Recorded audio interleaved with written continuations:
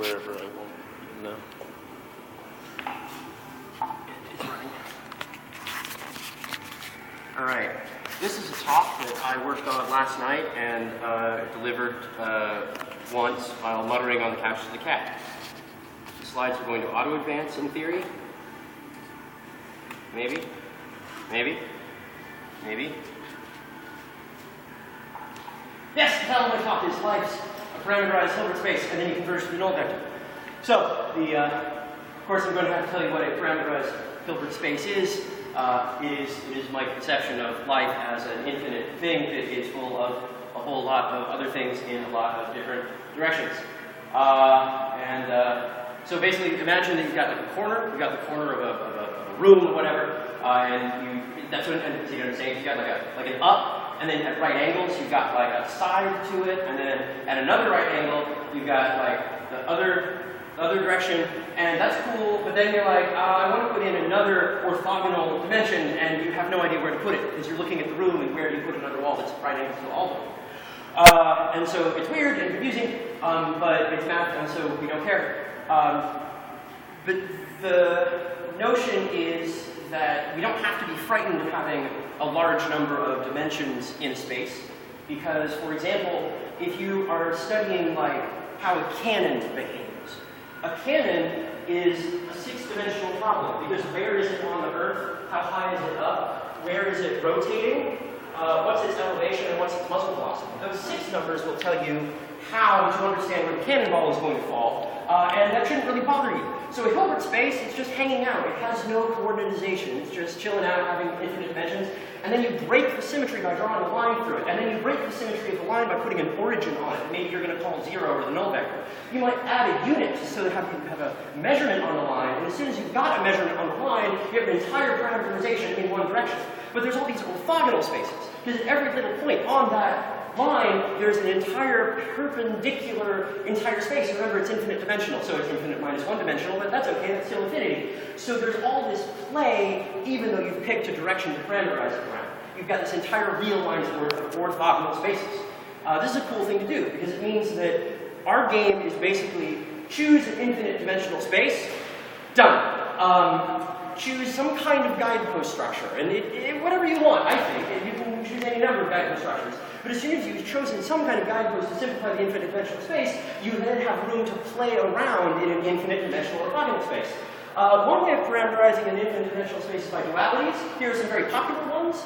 You might enjoy A/B testing if you do software development. You might enjoy genderizing things. You might enjoy the yes/no. There are a lot of different ways of parameterizing an infinite dimensional Hilbert space with just a pair. You can generalize that to any finite set, sports teams or gender identities. But the thing is that if you parameterize by a duality, you split the Hilbert space into just 2 sheaves, kind of, and that's kind of boring. I think you could do some more interesting things rather than just like coloring the space, cutting it into a few different things. Like there's 2 different planes, and that's okay, but you can do a lot better. A lot of people like to parameterize by the real line. For example, you might imagine that you are born and then you eventually die.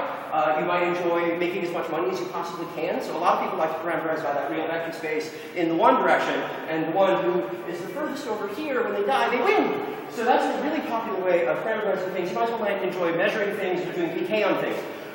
This is an interval from just 0 to 1. Now, it looks a little bit like the duality thing, but I like that it has an infinite number of points in between. So maybe you can decide that something is kind of interesting, or is not boring, and you can move up and down. You can imagine you've got an infinite number of those, and you've got a little Hilbert cube. So I like to parameterize maybe by the number of connections you can make. So if I've got 1 person, no connection, 2 people, 1 connection, and so on. And as you add nodes to a network, you'll see that there are about n squared connections. Thanks to Metcalfe's law, we find that the value of the network is proportional to the square that's numbered. Also, this is, maybe if you've got some set, I forgot to draw this, there's a little black guy there. So if you want to take subsets of 1 person, you can either have no person or have a person. If you have 2, you might have 1 person or the other person both people. And here you might have each individual, each pair, and then the triple. This is called the computational problematics of polyamory. It gets really dangerous because it gets so complicated because you add it to the end. Now this is a tree, a hierarchy. If you're into controlling people, this is really awesome. Or if you want want to carry out terrorist attacks, which you shouldn't do, but then you are at the head and you're like, you do what I say, and it's awesome. So that's a really good parameterized, it's very popular. Another way of parameterizing an infinite dimensional Hilbert space is you might take a map from 0, 1, like the beginning of the story to the end of the story, to the 2 sphere. And so you might travel around the world, and that's a really popular way of doing it, especially if you'd like your S2 to be parameterized such that it's compact, so you can't go off the planet. But a lot of people really enjoy parameterizing the Hilbert space by traveling around, and it's really cool. I really enjoy word algebra, because basically, think about Borges, think about the library, you've got this infinite library, you've got all the possible sets of letters. Now this would be the free word algebra, where just any kind of symbol is fine, and then maybe I've got the English word algebra, where I throw in anything that's not an English word. A lot of people really like parameterizing this. I'm really into it because it's infinite, and it's discrete, so you can talk about the parameters of the Hilbert space. It's awesome. A lot of things are awesome. So epsilonics, I don't really know what that means, but basically an epsilon is a little tiny number, so if you're imagining, oh, I'm floating through space-time, that's cool, then you might be at a point, but your mind might be a little bit lagging behind, a little bit anticipating, so if you capture that little tiny moment, you might be able to improvise and talk really fast. A cross product, you can take 2 structures and you can combine them together. So here I've got set 1, 2, 0, 1, 2, here I've got another set, and then it naturally makes a new set, so any 2 structures, you can always create a new structure by just pairing them all up against each other. So what that means is that you can take any kind of structure and then you can kind of ram it up against another one.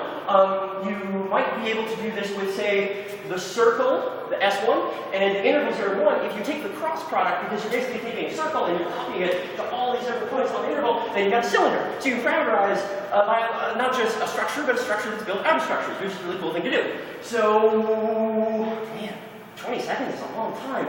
So I like to think there might be other ones to do. So like if you like a duality like I'm on stage or I'm behind a curtain, then you could maybe combine that with a way of connecting with people and connecting with words, and then you get theater because you're crossing behind the stage with the front of the stage and the different ways of connecting with characters, monologues or dialogues or trialogues or what have you.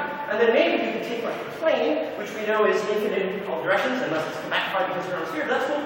But you're in a 2-dimensional space, and then you take the different subsets of the people, and then you can do that through this beginning to the end as time, and maybe that's ants. You could go over there and you can say, hey, could you parameterize an infinite dimensional vector space for us?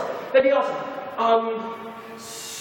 20 seconds is too long. The good news is that an infinite dimensional space cannot be enclosed, it can only be explored. Here's some fractal stuff happening, because if you give a math talk, you have to talk about fractals, and there is one. And so I think that you should probably parameterize any Hilbert space you can find. Yeah, do that. Woo! Yeah.